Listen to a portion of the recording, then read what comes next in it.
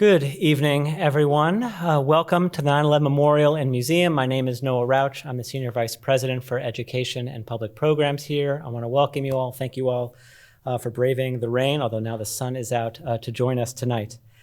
I want to extend a special welcome to our museum members and to everyone who is tuning in to our live web broadcast.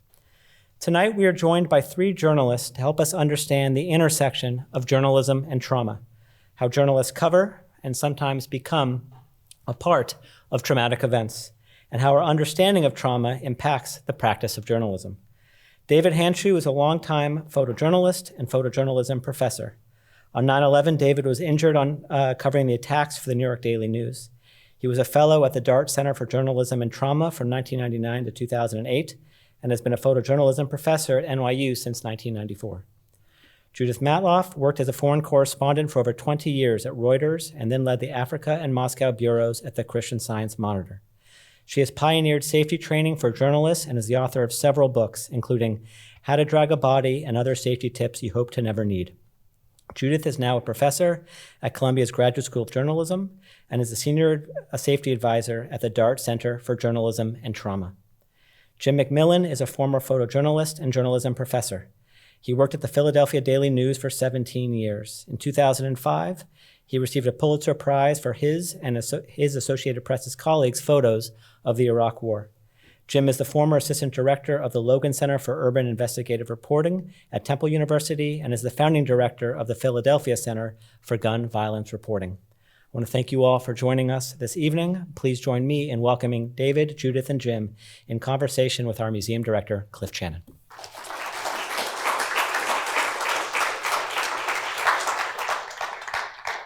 Thank you, Noah, and good evening, everybody. Thank you for coming. I have to say, as I was digging into the research for the panel, it just got deeper and deeper and more interesting because as we were thinking of this program, it started initially as a 9/11 story, and it certainly is that, but it expands very dramatically from there, as you're about to hear through the course of the evening. But I do want to start with photo one, because this is taken by David Handschuh. As David, you were driving right behind one of the first responder agencies, see a police car in front of them. Is that the Rescue 1 vehicle? I can't quite tell. Yep, that's Fire Department Rescue 1. There were 19 firefighters on the rescue that morning. In retrospect, they were in their own hearse, going to their own funeral, but that morning, they had no idea what was coming. You were on your car radio, essentially the police scanner. You were not intending to go to the World Trade Center, but you were on your way elsewhere, and you realize that something's going on there, and you call in and you get assigned to go down and do it. Yeah. Tell us about your expectation and the transformation of that expectation when you got there. It was not a normal job, and I'm trying to get at when you realized how abnormal the situation was.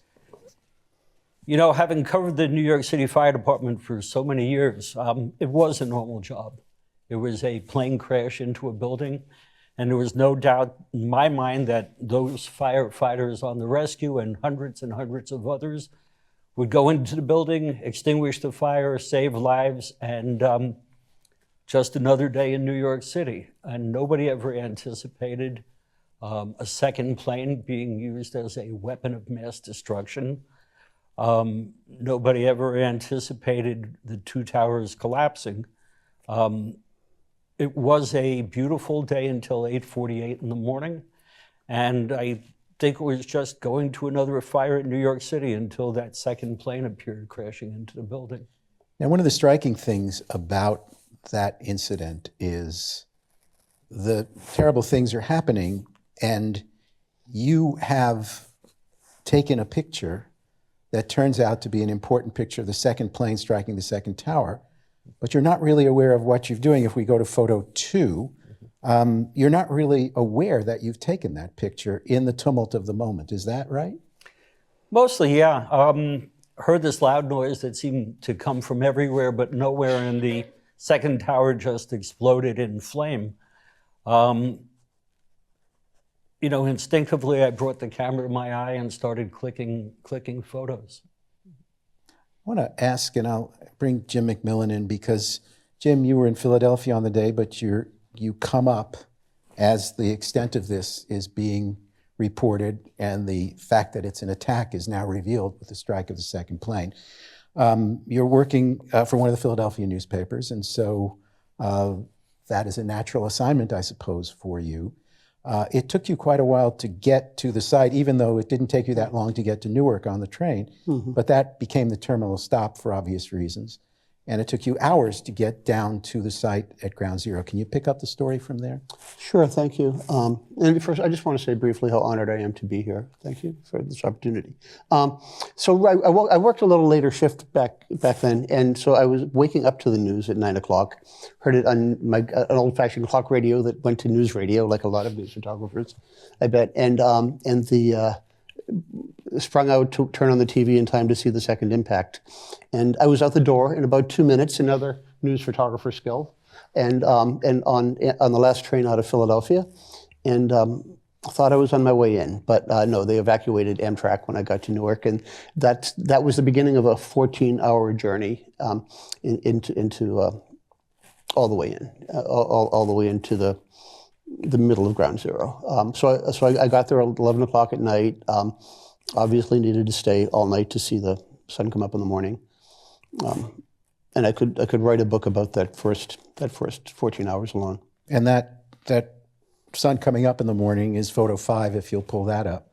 And, you know, this is the extraordinary disparity or ambiguity of the work that you and David do as photographers, which is you're looking at horrible scenes, but you're separating yourself from the horrible scene so you can actually see it and respond to it as a photographer. I gather there's a price to be paid for that later on, but tell me about that disparity in the way you do the work. There's a way I would have articulated it then, and a lot that I've learned since. There's a cliche I've always heard photographers use that I repeated, that I parroted, that said, well, you know, it's a great emotional barrier. I hold up the camera and then I don't feel it so much. But I've learned that it's very different. I was in the throes of acute PTSD for perhaps 18 after after 9/11. So there was, but because of the time we spend doing the same thing day after day, you have the capacity to manage a camera when you can't think clearly, when you're completely confused. And I had this other one voice in my head telling me this is, you know, history and that I have to stay with it, and I had another voice in my head just screaming to get out and get out and get out, and I had to. And we all do that, I think, and learn to ignore that. So there's the short-term sort of conflict you live with when you make those decisions, and then there's a long-term price you pay. Judith, your work, you were not covering 9/11 here in New York, but a long career as a journalist that then shifted into this issue of providing support and training for reporters, journalists who were going into difficult situations of all kinds. But I wonder if you could speak a little bit about, and you've written about this, the disparity between being a print journalist in these kinds of circumstances and being a photojournalist. Yeah, I mean, these guys are right there in front. They have to be there. I'm a print writer, so I can sit in the car. I mean, I'm not saying I did, but I have found, I covered quite a few conflicts, and what I found was, you know, my visual colleagues, videographers and photographers, they always had to be there up close. And they tended to suffer things, not suffer, but they tended to have perhaps more of a propensity towards PTSD than a writer. Because also as a writer, you're dealing with a narrative, so you're getting it all out of your system. So you're not only physically distant, but you know, you're writing a story and has a beginning, a middle, and an end. And that's why so many of us who've covered conflict have actually written memoirs, because it's a way of like it's a catharsis. These guys don't have that. And the other thing that occurred to me also, and this comes up a lot with video editors, they're dealing with a frame, right? Like you're cropping it or you're doing whatever you do before it gets published. And so it gets stuck in your brain, that one little image. And that was another thing that we find a lot. And The camera is a remarkable filter, which allows you to look through it and experience I'm viewing a film, I'm watching a video. I'm not really truly experiencing what I'm paying witness to. But the camera is a double-edged sword. When you're editing your pictures, it takes you right back to the moments, the smells, the sights. When you win an award for a photograph, they hand you a plaque, but they also hand you the memories of what you experienced through the camera. And when you take the iconic photo for the day, on the 1st anniversary, the 5th anniversary, the 10th anniversary, the 20th anniversary, you instantly go right back to the moment where you click the shutter, to that 1/500th of a second that you immortalized on pixels. So, David, let me come back to something Jim said, because as he was writing about this, and he alluded to it in what he said the day of 9/11, in his experience of it, which is after the collapse at the site, it was mentally and physically draining. It was so indescribably horrible. I had to ignore a voice in my head that kept saying, "Get the hell out of here." And in your memory of the collapse of the building, which granted is a very, very different set of circumstances, you nonetheless write about this voice in your head. He said, "I looked up as the South Tower began to crumble and disintegrate in slow motion. By instinct, I grabbed my camera and brought it up to my eye, but in the back of my mind, I heard a voice that said, 'Run, run, run.' I've been doing this for more than 20 years and I'd never run from anything. Listening to that voice saved my life." So the two of you are kind of on this tightrope, to allude to a conversation we had earlier, this tightrope between staying and going. In your case, the fact, I think you believe, that you got a little further away saved your life when the building collapsed on you. There was nothing that I did that morning that determined whether I survived or did not. It was luck, fate, karma, and kismet. And I think the dedication of news photographers that day, many of us made a life and death decision. Run, don't run. One of my coworkers, as the South Tower was coming down, had the option of going under that fire truck or that fire truck. And after he came out from under the truck that he dove under, the other truck had been crushed. It was arbitrary, it was capricious, there was no rhyme or reason. And I don't think there was anything that most of us did that morning that determined life or death, injury or survival. You were injured. We can show a photo of you months later from the McNally series. Joe McNally, we're showing some of these photos downstairs. Photo number 4. You were injured, and you were saved by the very people you had covered as a photojournalist for all of these years. There were firefighters who were looking for 2 of their lost colleagues, but who found you. Yeah.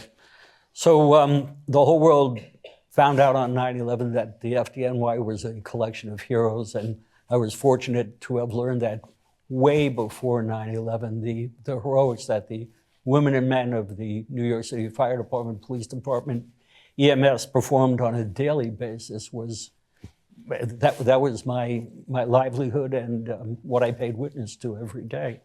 And I can't tell you how fortunate I am. Lieutenant Tom McGough, the firefighters from Engine 217 who grabbed me at first. Every time that I come by the memorial, I go by and I touch their names and say thank you. Judith, help us understand, and I don't want you, I guess I'm asking you to interpret what Jim and David are saying in front of them sitting here, but Go for it. If I get it wrong, correct me. So this wire that you walk and the burden it puts on you, that the job essentially puts on you, what is that? How do you describe that? And what can you do about it?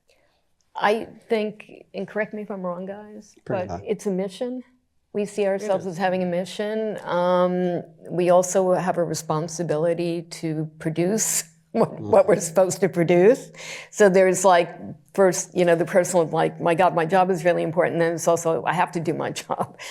But what is happening more and more is, and this is one thing that we really encourage in the safety training that a lot of us do, is we're giving people permission to walk away, particularly when they're under a lot of emotional distress. Mm-hmm. And I know when I first started doing all this stuff in the early 80s, we didn't have that permission.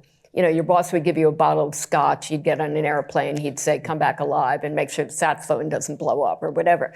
But, now we're telling people, if you really can't take it, step away, tell us.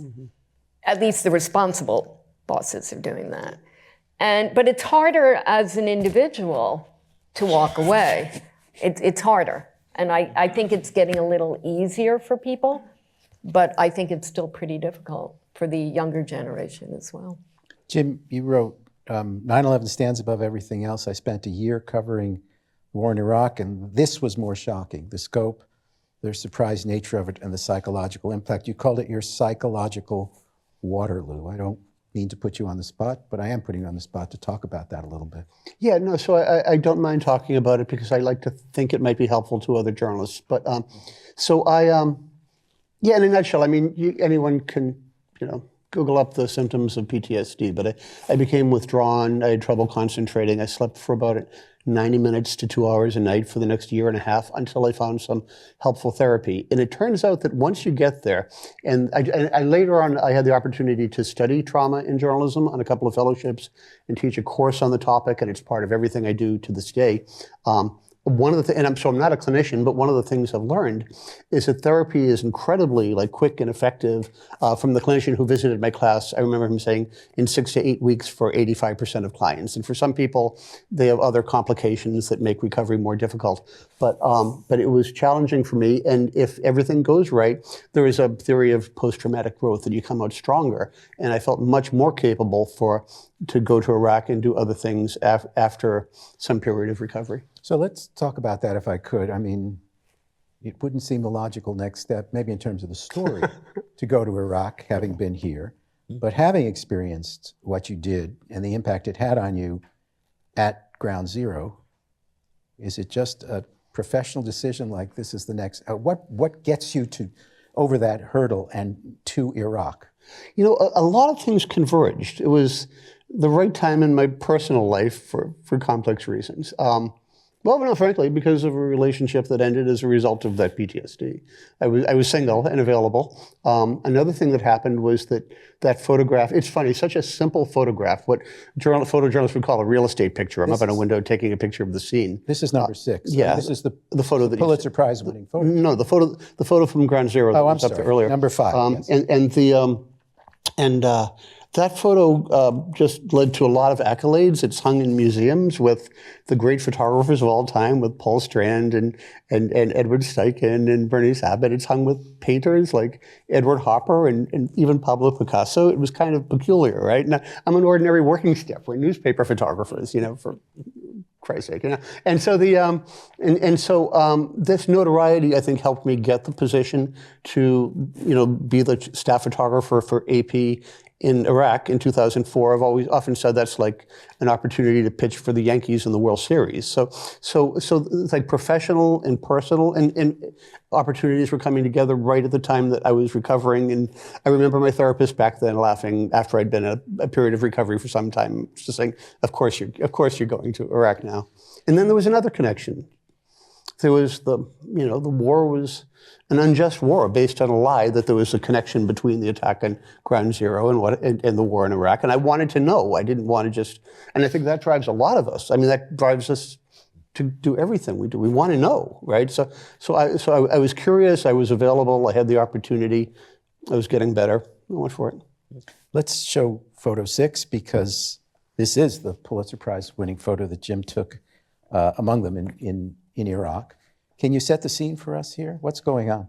Sure, that's one of my photos from a portfolio of 20 from 10 photographers. I think there are 5 Americans. I think there are 11. 5 Americans and 6 from around the world. And maybe I'm getting the numbers wrong after all these years. A handful of Iraqi photographers. I'm still proud of the team, perhaps, obviously. This was in the middle of a 3-week. I was embedded with the U.S. Army in a 3-week incursion into a conflict, an incursion into Najaf in the summer of 2004. What I remember most is that it was 135 degrees every day.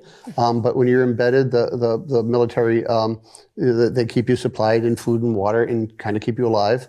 And this is a soldier holding a sniper dummy.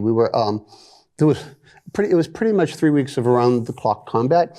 But during this couple of days, we were taking pretty constant sniper fire, or periodic sniper fire. So there were Navy SEALs, Special Forces snipers, firing back, but they were trying to spot the sniper. When they did spot the sniper, they actually called in an airstrike and blew up the building. Again, a very simple photo, a photo that's had a life of its own. It was on the front page of the New York Times and just about everywhere. And sometimes your photo becomes your identity, like in a way that you don't want. Like you're the guy that took this photo, and these are probably the two photos in my life that became larger than life and larger than me and out of my control.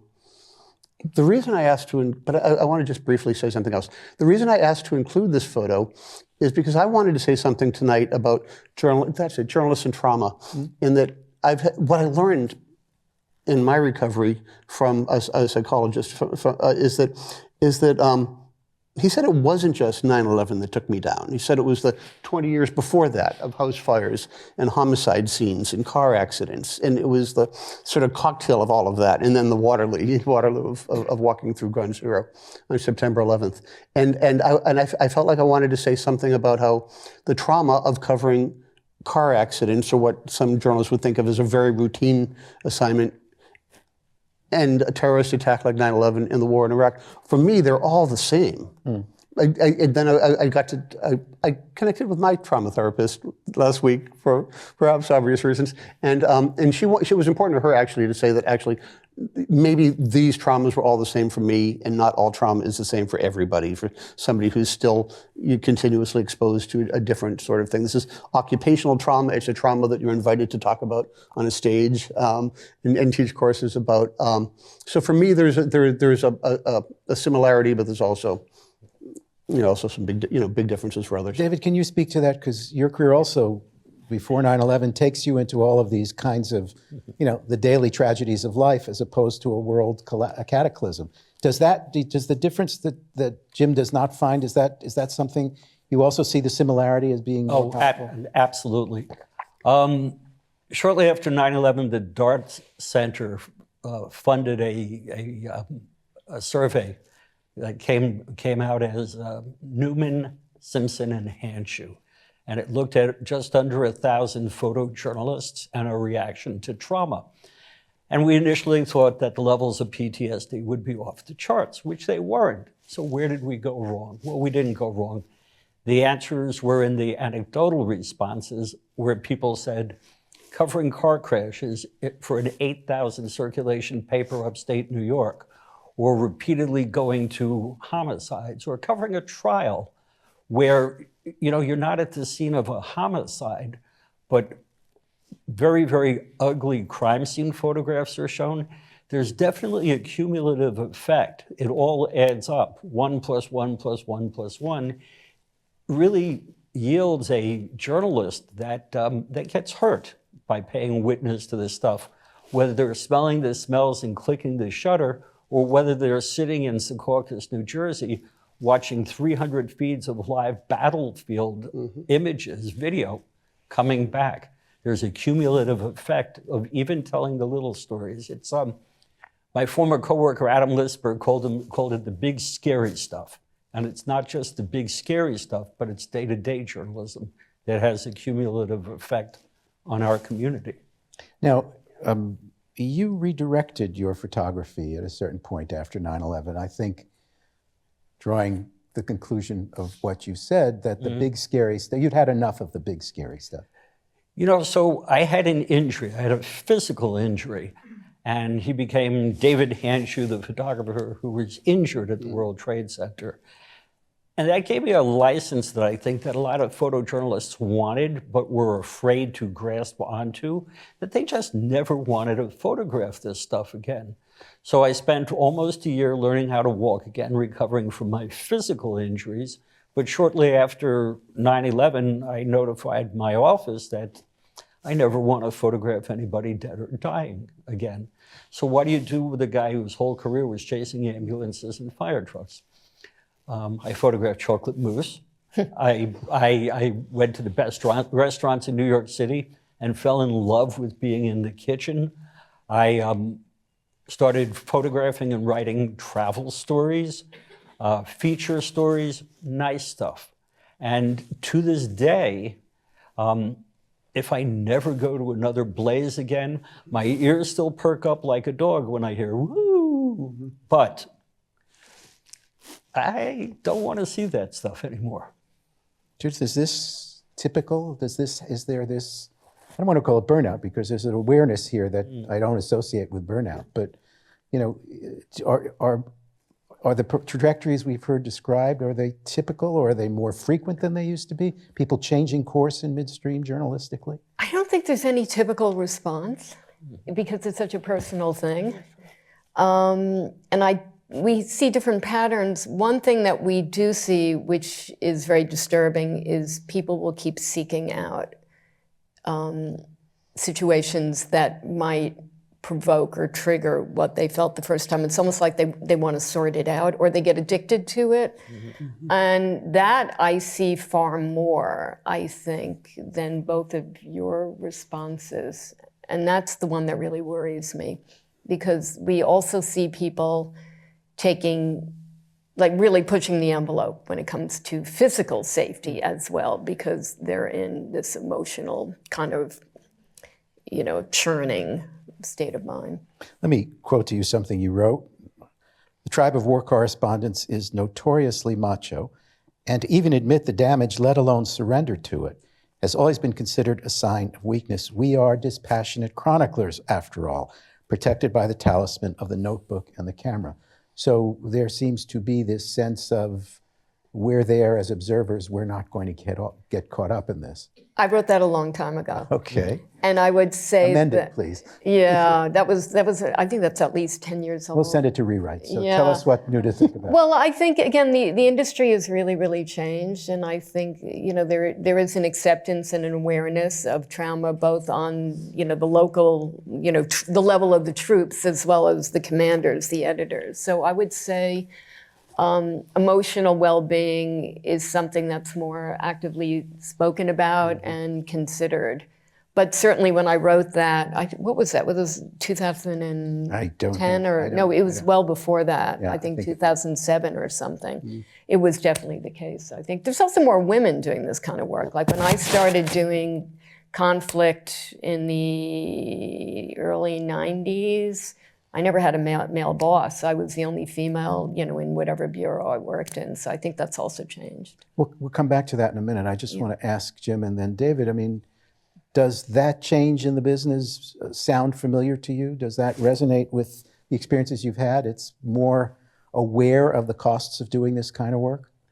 So I think there's been a change in the business, largely led by the Dart Center. We're all affiliated, but across culture as well. But it's a matter of perspective. I think for me, like light years of progress during the last couple of decades, but there's still so far to go. There's still so many problems. There's so many harmful practices. I'll leave it there.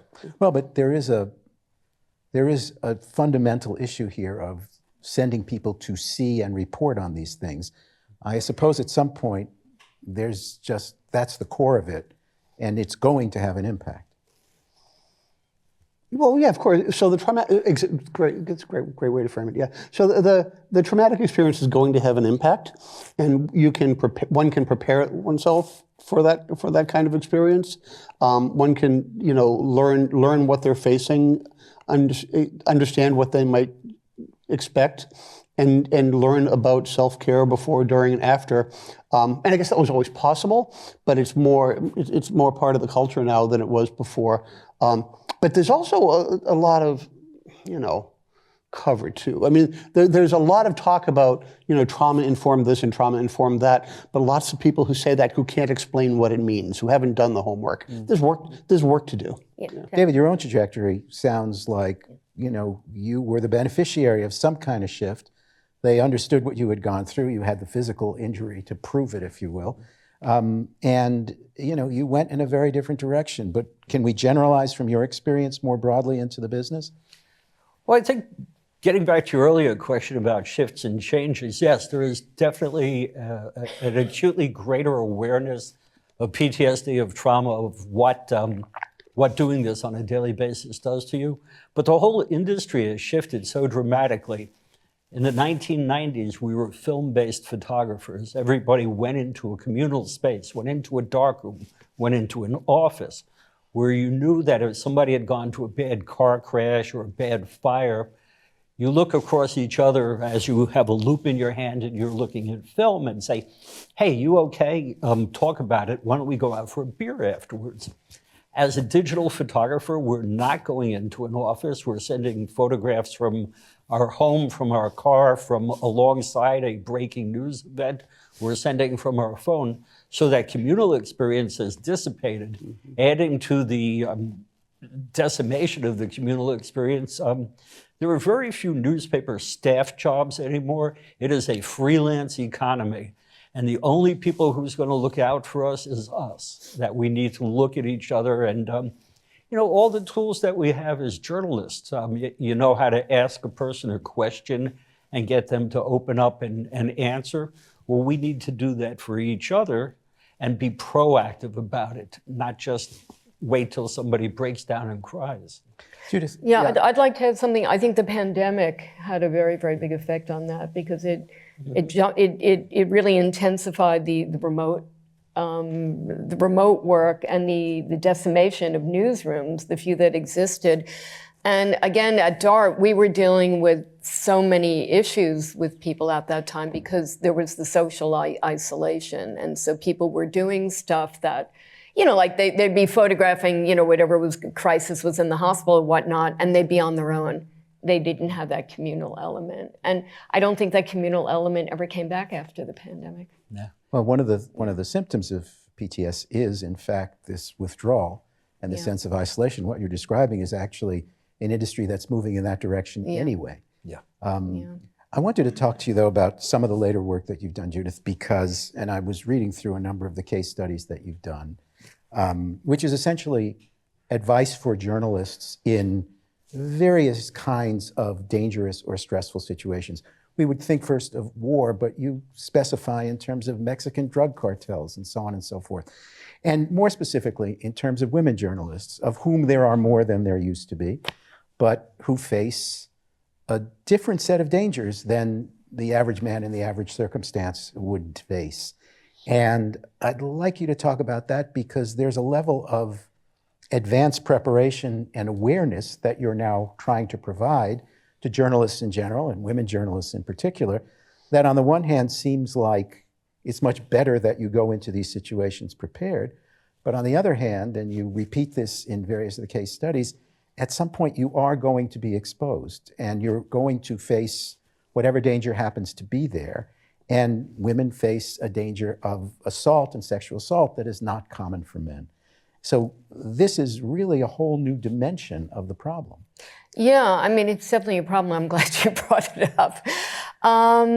When I first started doing safety training in 2005, I think I was one of the very few that was actually dealing with the issue of gender assault and prevention. And one thing that we really, at least, there are different forms and different approaches to safety training. The one that I take is fairly cognitive based, which is prepare ahead of time, think to the worst case scenario, and then try to mitigate it. As opposed to some of the more military-led training where they put you in a scenario, they throw a sack over your head and they say, you see, this is what it's like, you've been taken hostage. So what I'm working more with, and increasingly trainers are, is trying to prevent it.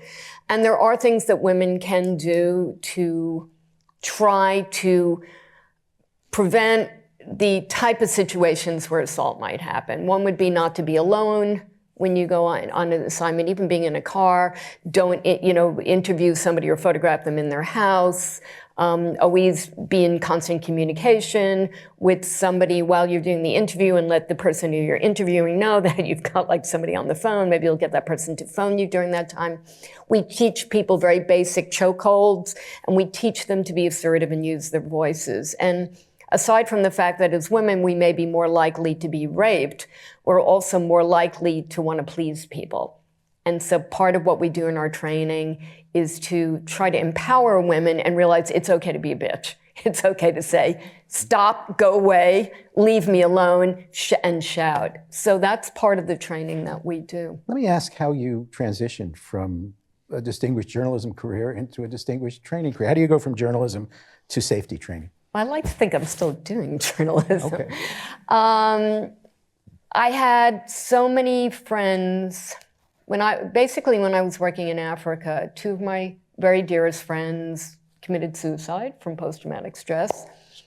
Several people I knew were raped. Quite a few people I know were maimed, were tortured, were shot dead.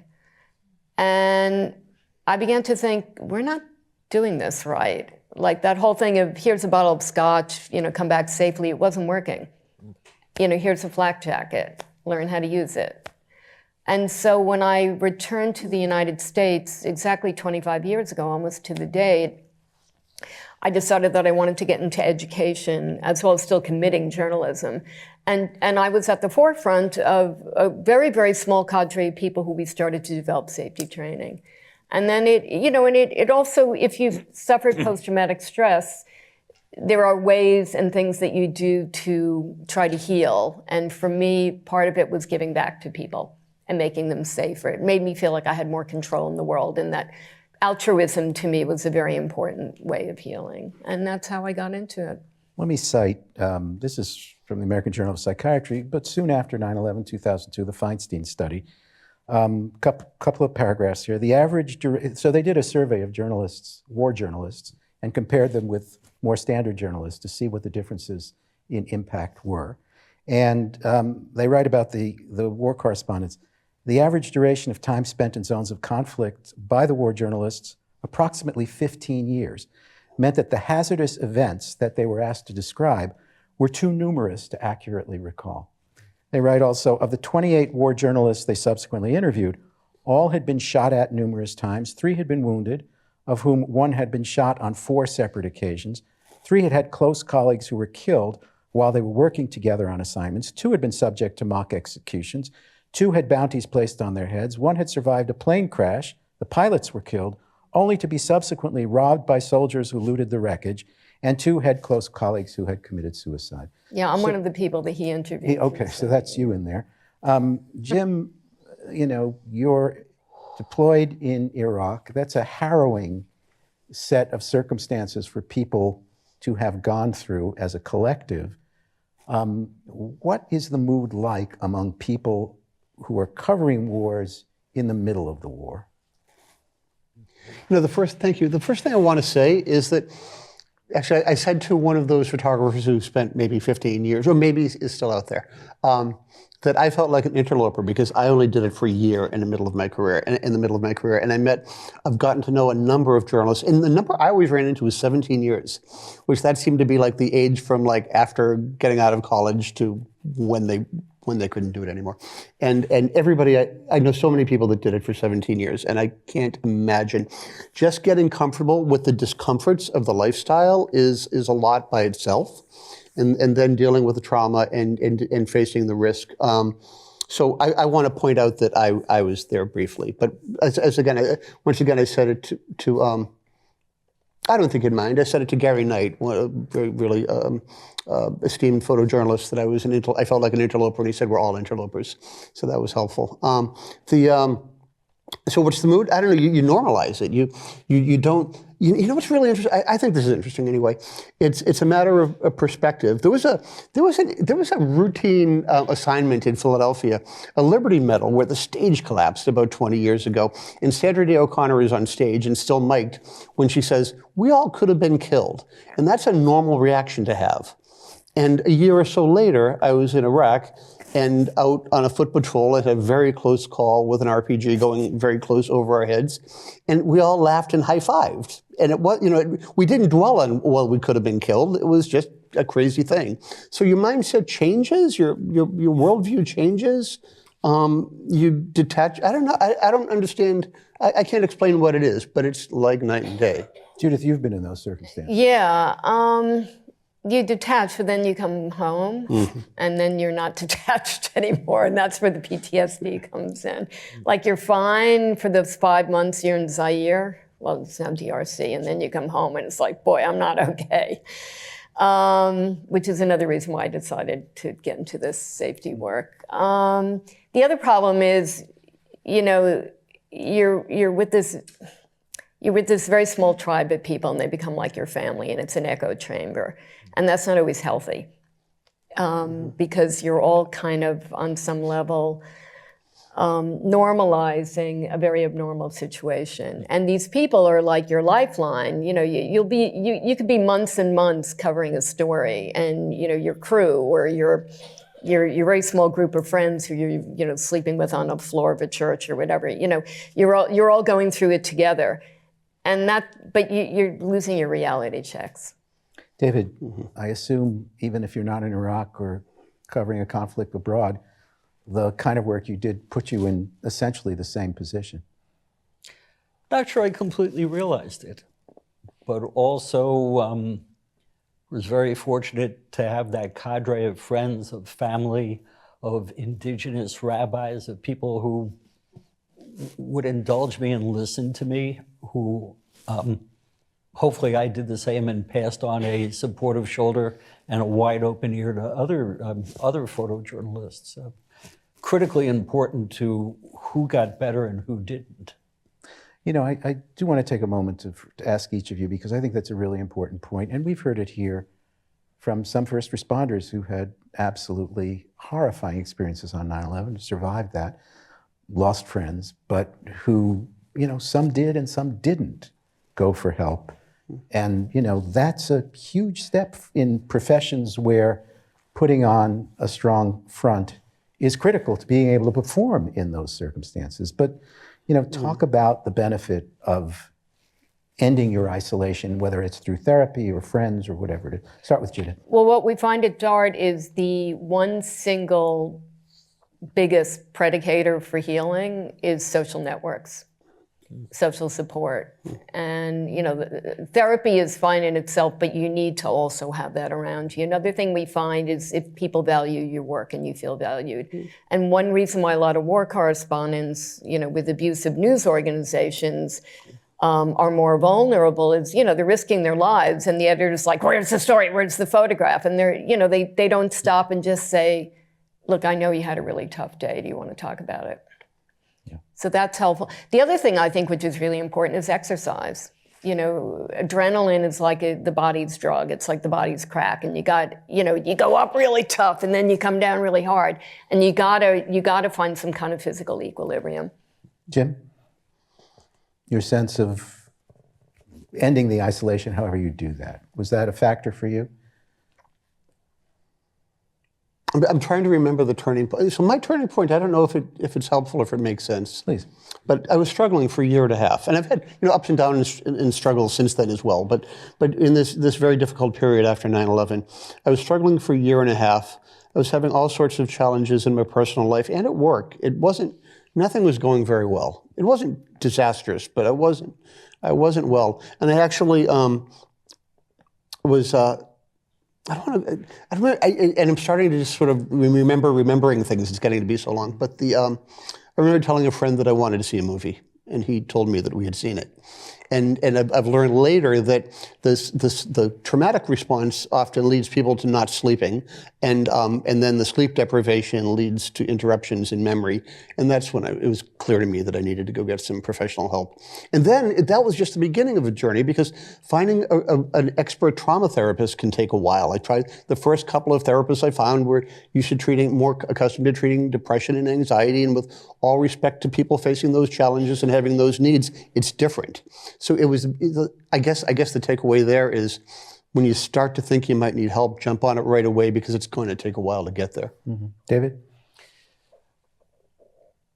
Again, flashing back 20 years, some of the better news organizations made a real strong effort to take care of their people. Houston Chronicle and Hearst newspapers, the New York Times. There were employee assistance programs at the point when there were staff photographers. The employee assistance programs were wonderful with dealing with, my 14-year-old is talking back to me. This is a little bit different. Part of repairing Depends on your 14-year-old, I would think. part of repairing David Handschuh was I made a very strong immediate demand from my managed care specialist that I wanted emotional care. And the response was, well, we've never done that for people. And my response to that was, 3,000 people have never died in a singular terrorist attack in the United States. And it's time for you to start thinking outside of the box. So they agreed. They sent me to a very nice husband and wife psychiatrist-psychologist team in suburban New Jersey. Their expertise was counseling fat kids. I'm big boned. It wasn't what I needed at the time. I found a gentleman, a therapist named Dr. Kind, who was the appropriate name for somebody at the time. He was leaving the VA. He was retiring from the VA. So he was used to dealing with trauma, and he was used to people who were dealing with very unique situations. And he helped very greatly get over the first couple of years of hurdles. So understanding that there was no shame at all in seeking counseling. In fact, it's a badge of courage, not a badge of shame. Let's see if we have a couple of questions from the audience here. We have some folks with microphones, and I will ask you to wait. Someone right there raising a hand.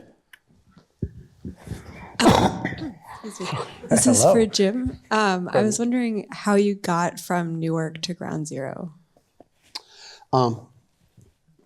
Okay, so in a nutshell, because time is limited, they evacuated the train in Newark. I had met a couple of newspapers still ruled the world in 2001. I met a couple of newspaper reporters from the Inquirer, Philadelphia Inquirer, and Washington Post. First, we hopped in a taxi. It got gridlocked. Then we hitchhiked to the waterfront in Jersey City, thinking we might catch an evacuation ferry back. Police made that impossible. Another photographer came by with a car. We drove all the way to the Tappan Zee Bridge, down to the Javits Center. And he had run some roadblocks to get that far, but we started hitting really hard roadblocks around the Javits Center. And I met a colleague, a guy named Chris Brennan, a reporter from the Philadelphia Daily News, and we hoofed it in from there. And I don't even remember, I just remember telling these stories now about 65 roadblocks on our way in. And we walked all the way to the East River and down all the way down to Battery Park and then back up. And I could go on about this all day, but that's the story in a nutshell. Another question, please. William, just let's get you the microphone.